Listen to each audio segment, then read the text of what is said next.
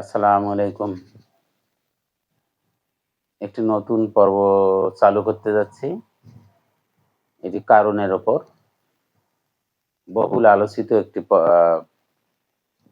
বিষয় বা একজন মানুষকে নিয়ে আমাদের এই আলোচনা। আপনারা রাস্তাঘাটে, পথে প্রান্তরে এই কথাটি শুনে থাকেন।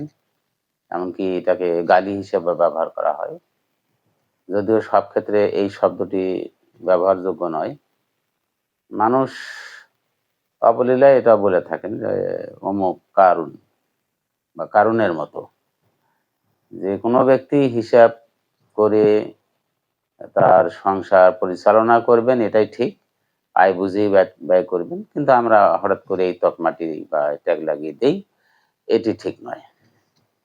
আমাদের বুঝতে হবে যে কারণের উদ্দেশ্যটা কি ছিল এবং তাকে নিয়ে আল্লাহ কেন আমাদের জানিয়ে দিলেন তার বিষয়ে, তাকে নিয়ে আসলে তার দ্বারা আসলে আমাদের কি বোঝাতে চাচ্ছেন, এই বিষয়গুলো আমাদের ভাবা দরকার। কারণ আসলে প্রকৃতির মতো একটি কাজ সৃষ্টি করতে চেয়েছিল। আমরা স্বাভাবিকভাবে প্রকৃতির নিয়মাবলীকে মেনে নেই। প্রকৃতিকে তার নিজের মতো করে যখন চলতে দেখি, একের পর এক ঘটনা ঘটে যায়, কিন্তু আমরা হয়তো অতটা খেয়ালও করি না। তারপরও আমাদের ভালো লাগে, ভালোবাসতে হয়, ভালো লাগতে হয়। হঠাৎই বৃষ্টি, ঝড়, ঝঞ্ঝা অথবা গাছপালার পরিবর্তন, নদী প্রবাহ সবকিছুই কিন্তু অবলীলায় হয়ে যায়। কারণ আসলে ঠিক এইরকম একটি কাজ করতে চেয়েছিল। তার কথা বা তার উদ্দেশ্য হচ্ছে এটাই যে প্রকৃতির মতোই সে হবে কন্ট্রোলার। যেমন প্রকৃতির একজন কন্ট্রোলার থাকেন, কিন্তু সে সেটা মানতে নয়, রাজি নয়। তার কথা হচ্ছে যে যখনই রিফর্ম করা হবে প্রকৃতিকে, যখন তার থেকে মানে ও বস্তুতে রূপান্তর করা হবে, তার কন্ট্রোলার সে নিজে এবং মানুষ তার আজ্ঞাবহ হবে, একটা সার্কেলের মধ্যে আবদ্ধ থাকবে এবং এটার অভাবও হয় না, যুগ যুগ ধরেও হয়নি।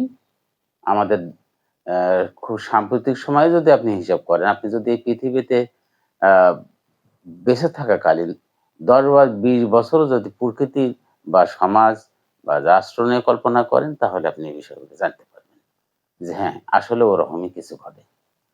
আমরা কিছু মানুষ এমনিতেই এমন ভাবে তার মতো ব্যক্তিদের কন্ট্রোলে এসে যাই যে আমরা বুঝতেও পারি না যে আমি আসলে কি করছি, কোথায় হারিয়ে যাচ্ছি।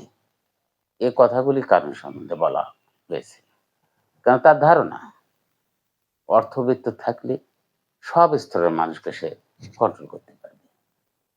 ঠিক আমরা দেখতে পাচ্ছি যেমন ভাবে যে স্বয়ং আল্লাহ প্রকৃতিকে কন্ট্রোল করেন, আমরা তার মধ্যে ডুবে থাকি। আমাদের প্রয়োজনীয় বিষয়গুলোকে এই প্রকৃতির মাধ্যমেই পূরণ করে থাকি।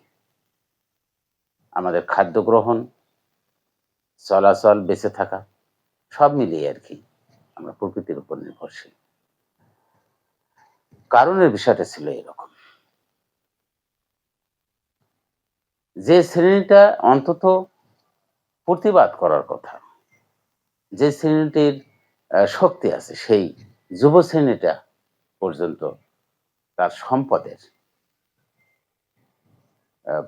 পাহারাদার ছিল। সেই সম্পদকে তারা সংরক্ষণ করত। অথচ এমনও দেখা গেছে, অথচ এদের আগে কথাটা বলিনি, এদের কিন্তু আসলে এটা প্রতিরোধ করার কথা ছিল, এই বুহ ভেঙে ফেলার কথা ছিল, কিন্তু তা না। এরা এরা বরং এমনটা করেছিল, এমন যে কারণ ঠিক সম্পদের যতটা না এটার জিম্মাদারি নিয়েছে, তার থেকে বেশি জিম্মাদারি ছিল তাদের, কেন সে বহনকারী ছিল। না আসলে ওই বহনকারী বিষয়টা কিন্তু খুব জটিল। আমাদের ইসলামী বা বিজ্ঞানে বহনকারী কথাটা খুব জটিল। আমরা পরবর্তী সময়ে এই বিষয়গুলো একটু জানতে পারবো। আজকে এ পর্যন্তই। আসসালামু আলাইকুম।